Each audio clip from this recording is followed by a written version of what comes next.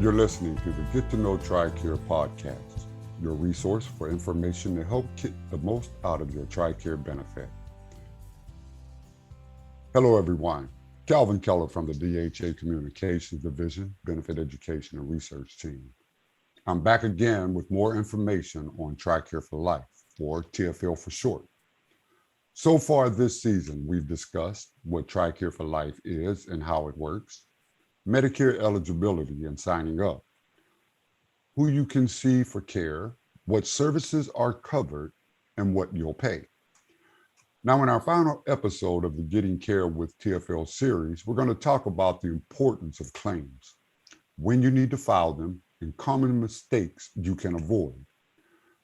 Joining me to break it all down is Samantha Drafall. Sam is an operational analyst from Wisconsin Physician Services, or WPS for short. WPS Military and Veterans Health is the TFL contractor in the U.S. and U.S. territories.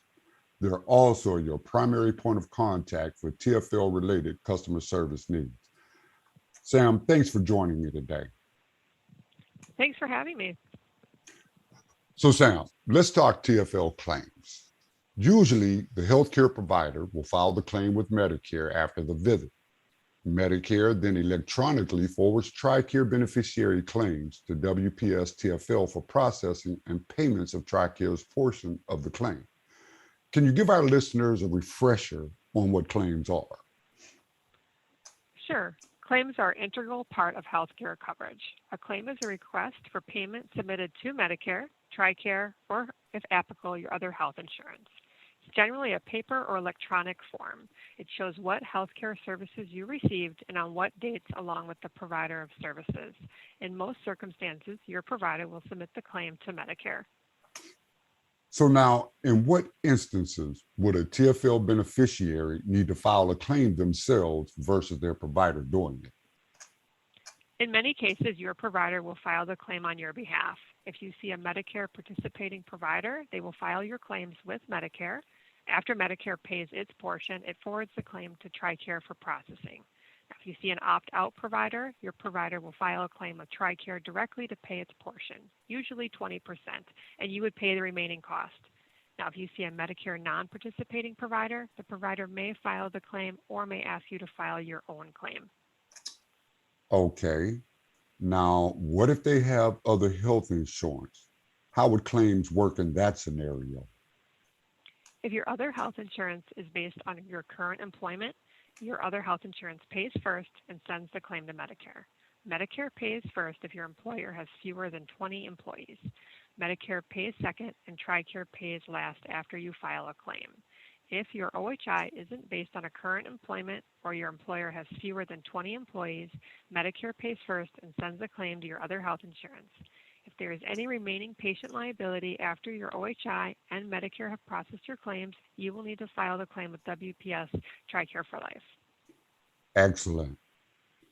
Now, let's say I need to file a medical claim with WPS TFL. How do I do that? It's easy to do. Claims incurred in the U.S. or U.S. territories must be filed with WPS TRICARE for Life. Visit TRICAREforyou.com for claim filing instructions. Briefly, you will need to complete a patient request for medical payment, Form DD 2642, and include the OHI explanation of benefits and the Medicare summary notice. You may download the DD 2642 from TRICAREforyou.com or tricare.mil/claims.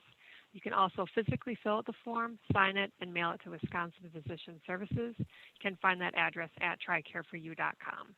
Be sure to include your Medicare summary notice and other health insurance explanation of benefits, if applicable. And if you live overseas, claims for care received overseas must be submitted online. You can learn more on tricare-overseas.com. Now, Sam, I understand that on that form DD 2642, there are 12 blocks to fill out. Is that correct? That's right. There are 12 blocks on the form. Some of the information you will need to fill out includes your name, your telephone number, your address, your date of birth, your sponsor number, etc. Once you fill out the form, make sure you sign it. Claim forms that aren't filled out properly can cause delays or denials.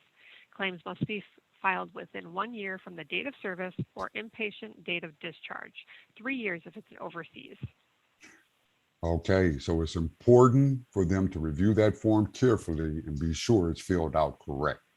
Now, how long does it take for claims to process? Most claims are processed within 30 days. Okay, now, a minute ago, you mentioned claims denials. I understand this can happen if the information on the claim form isn't correct or if the provider makes a mistake. Now, the good thing about that is if a claim gets denied for one of these reasons, it can easily be corrected and resubmitted for processing. But now, if a claim is denied for other reasons, it could be reconsidered.